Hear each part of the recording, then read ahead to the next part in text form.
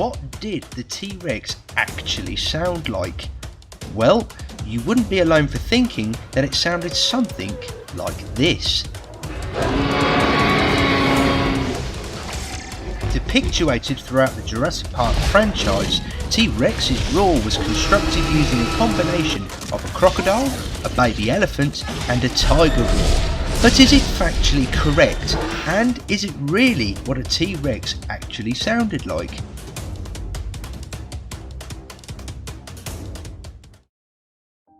Back some 65 million years in the Cretaceous period of the Mesozoic, roamed one of evolution's most fantastic of creations, standing 13 feet tall and 40 foot long and weighing in at a staggering 9 tons, the Tyrannosaurus really was a prehistoric monster. Discovered back in 1902 at the Hell Creek Formation in Montana, fossil hunter Barnum Brown stumbled across this magnificent ancient reptile. Then, only in 1908, some 6 years later, Brown then found a near complete skeleton at the Big Dry Creek, also in Montana.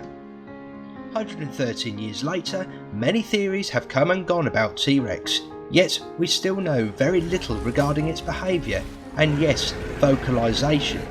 What we do know, however, is this: theropod dinosaurs such as T-Rex lacked basic vocal capabilities, meaning they did not, or could not rather, roar like seen throughout film's history. This is backed up by no evidence of a syrinx, an organ found commonly in modern day birds, has not been discovered in any non-avian dinosaurs. Scientists at the University of Texas have been researching into what the T-Rex may have sounded like. They've started by scanning the T-Rex brain case, which contained an outline of the animal's hearing organs. Evidence has suggested that the T-Rex could in fact pick up incredibly low frequency sounds. Some of these sounds would be completely anonymous to us. We physically couldn't hear it. But this isn't anything new or strange in the animal kingdom. Some birds, crocodiles and alligators, dinosaurs' closest living relatives, communicate using low frequency vocalization. They do this by a method known as closed mouth vocalization. This means dinosaurs such as T-Rex would have had to have utilised its esophagus to circulate air throughout its organs and would have used interior muscular tissue to expel the air in a specific way, thus creating a detailed sound effect. So, working off the paleontology discoveries and the evidence from the scientific work on the Tyrannosaur, I have tried to recreate what I believe T-Rex may have sounded like. Now I want you to picture the scene.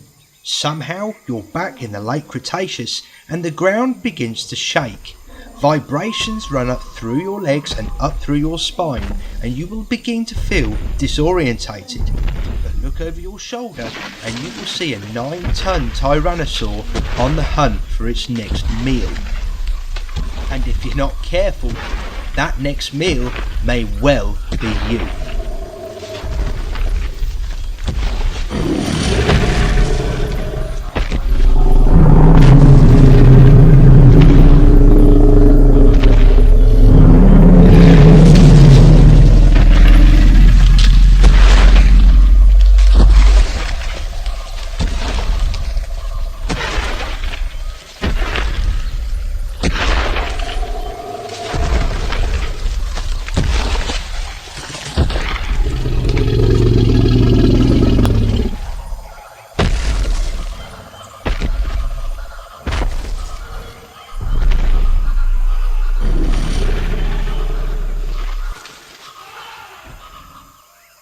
Thanks to closed-mouth vocalization, this animal would have sent low-frequency sound waves spanning across its huge territory. Many animals alive at the time wouldn't have just heard T-Rex, they would have felt it too. Whilst this video is just my take on what T-Rex sounded like, I hope with more evidence that unfolds we will one day hear the Tyrant King Lizard once more. If you've enjoyed this video, I'd really appreciate a like and a subscribe. It really goes to help me and my channel.